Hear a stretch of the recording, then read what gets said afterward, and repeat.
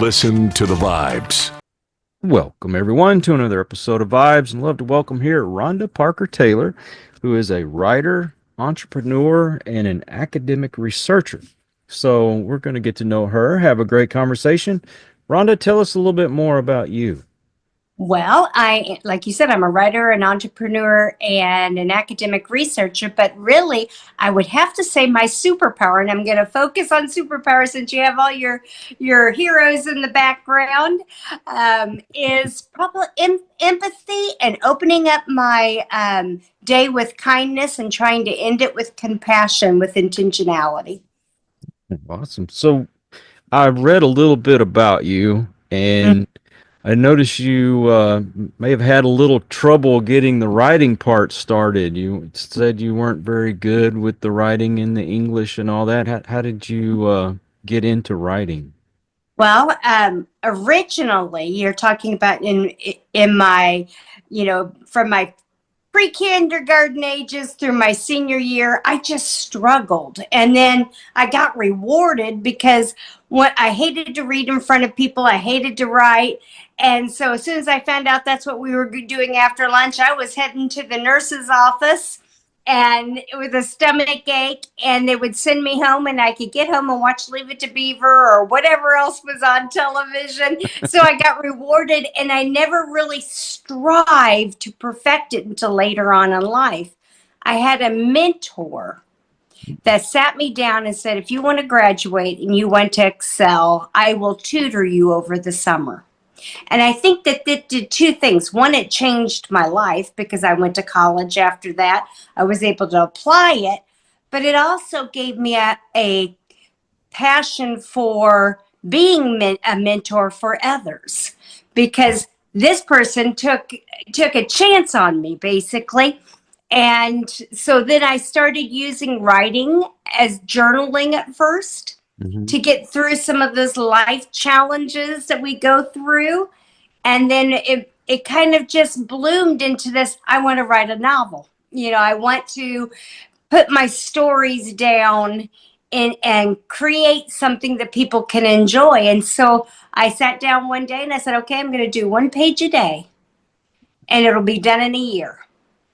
And sure enough, I got the first one done, and then I just kept writing. And then finally my sister said, when are you going to do anything with these things? She called it like it was an object of disdain because I hadn't done anything. They were sitting in my closet. And after that, I decided, it's time. It's time to share my stories with others. One reoccurring theme that I find with a lot of my guests is when they've had to overcome something, they pay it forward. Is it just something that was instilled in you? I think it was. And I think that one thing that I found is being from the Midwest, you always get little slogans and, cliches, get back up on the horse, pull yourself up by the britches, don't whine, do all those kind of things, and in Proverbs, it says, the righteous fall 7 times and get up the 8th. So I had all these things in my head and in my makeup of my character that said, you will, go ahead and accomplish this. And so I kept on honing in on those skills till eventually, yes, I feel like I've accomplished it, and all the hard work has come to where it's now a blessing. I hope I'm blessing others too with my mentorships of it. And I feel like I might be making a difference even with my writing for others, because I use the fiction characters as case studies, and then I make self-help books that people can, oh, wait a minute, I'm out of life balance. I need to focus on that. Or, hey, I've gone through some trauma. I need some resilience in my life. And so I try to entertain, but also get us to reflect. Oh, so that comes up in all of your writing then? Yes. So, for instance, my newest book that's coming out, I have Crossroads, which is the fiction novel. It's based out of Indianapolis, so all the sites are real, but the crime is fiction. And I made every single one of the characters out of life balance. So you have the workaholic that has her identity as being, her work in her career. We have the law and order guy who's working, long hours as a lawyer, as a prosecutor. And then you have also the, I love the name Billy Knuckles because I call him a knucklehead all the time, but he's dedicated to his friends and gets himself into legal troubles. And so when I did that, I was like, okay, now all the stuff that I've been working with my clients and my students on life balance, I can pull that workbook together and, and people can benefit from that, because if they recognize themselves in one of the characters, they can turn around and work on their life balance on whatever area that they need. Do you use any spirituality in your writing? Definitely. So, for instance, in Resilience, which is the next book coming out, the first half of it, I just talk about what resilience is. What's the pillars of it? For instance, mindfulness, self-awareness. I go through all of that because some people may not even know. How do you create grit in your life? You hear that word a lot, but what is grit? What is what is the power of calm? What does that do for your life? So I figure, okay, let's educate first. And then I do the last half of it is daily devotion. So I start with secular, that someone may have said that's, profound about, going over trials. Then I do spiritual. This is what, the biblical terms or, of resilience is. For instance, a smooth sailor. A smooth seas does not create a skilled sailor. Might be the secular, and then the Proverbs might be all hard work brings a profit. From the Bible. And then I go into daily meditations, visualizations, and then I have poems that I've written when I was going through trying times in my life that people might relate to, about how, and most of them, it was funny when I went back to pull all the poems and stuff that I had written. I was like, boy, I must really like ocean, seas, water, because most of them have some kind of basis on the storm that you went through. And as I was reading it, I realized there was a common theme that I personally looked at myself as part of that storm. And I realized, oh, wait a minute, that is so true. Our energy, our thoughts, positive or negative, once life hits or we hit life, whichever way it is, we are the storm. And we can navigate it to bring the temperature up or down based on how what our mindset is. Well, outside the academics, and I hope you don't mind me asking this, but what's been the greatest hurdle in your life? Oh, wow. So I've had so many. And I think that, we all have. I would say nobody's struggles are any harder than anybody else's. They're just different a lot of times. So I would say losing parents are always hard for anybody, and I've lost both of them, one to breast cancer and one to emphysema. And then I had an adopted son that was at work that was shot and killed. Oh, no.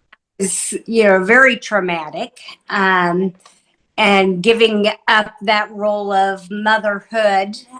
And then, I've witnessed and experienced violence when I was younger. So all of those are hard, and we all go through financial hardships. All of us go through, relationship issues. So I've had my struggles, and I would, to categorize them, probably the loss of loved ones is one of the hardest ones for me, but also the loss of my own light.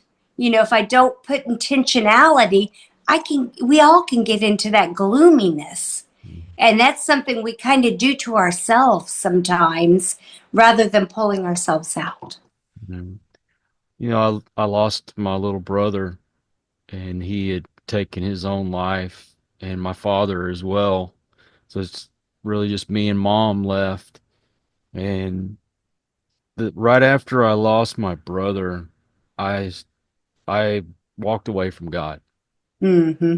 and those were some of the most miserable years because I went right back to doing the same old stuff that God had helped me get past, which was the drinking and drugs and Mm-hmm. you know, I could go on, but I'll leave it at that. And I got remarried, and my wife that I have now, she's actually encouraged me to get close to God again. And even though I keep going through a few things here and there, God always pulls me through. Oh, doesn't he? And sometimes we don't realize that power. I went through a similar phase in my life and I just didn't feel like I had any connection to God. Hmm. And I didn't realize he was right there because he sent someone to say, if you don't like the God of your understanding, fire him and hire the one that you need in your life. And I was like, well, isn't that a concept? So I hired this dead tree as my God. I said, this is my God. And people might say, well, what do you mean you did that? I said, that was how I felt spiritually, Mm. a barren tree.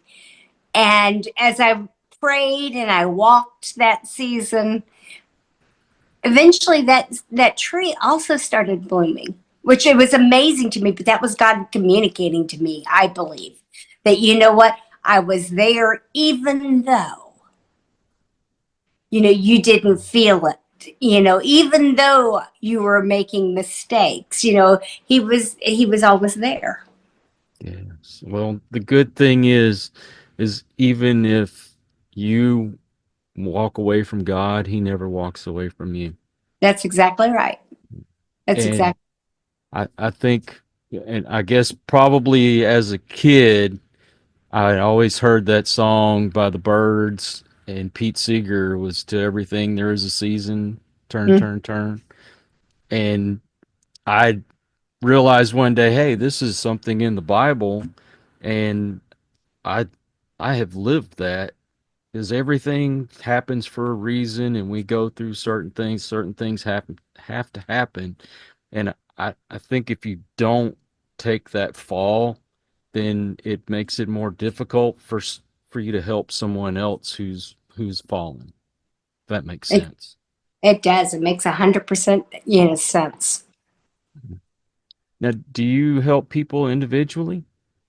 I do individual coaching, and then I also do organizational, and then I also do group group speaking. A lot of times people bring a group together, and I'd really like to expand that group mentoring when as resilience comes out, my resilience book, because I really think there's so much there.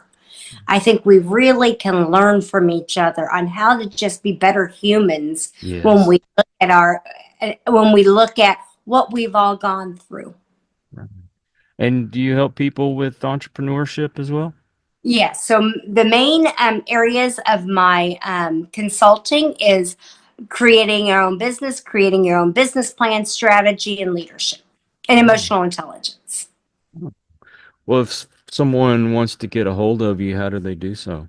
My website, rhondaparkertaylor.com. It also has all my social media, but it has a link to emails on the website. It also has information, about me or what maybe different things that I'm doing at the time. And then also, obviously, social media is an easy way to follow and get updates also. But do you do a consulting where you see if both of you fit? Oh, definitely. You do an assessment, basically. Oh, awesome, awesome. Well, I'm gonna put all your links in the description to make it easier for folks to find you. But do you have something or maybe words of wisdom to leave us with today? If it's meant to be, it's up to me. That was my father used to always tell us. And, it used to get on my nerves, of course, but now I'm always saying it. And the other one is Do not compare yourself. Envy makes your bones rot. Oh, amen to that. Again, Rhonda, thank you so much for being on the show today. Thank you, and thank you for having me. And I also want to thank all you folks out there. If you are new to the channel, I hope you'll come back. Please hit that subscribe button for my regulars. You guys are awesome because you make it possible for me to do this. Until the next one, everyone, please take care. Be kind to one another. God bless and peace. We hope you enjoyed this episode of Listen to the Vibes. You can catch us on Buzzsprout or wherever you listen to your favourite podcasts. And on YouTube. Follow us on Facebook at The Vibes Broadcast Network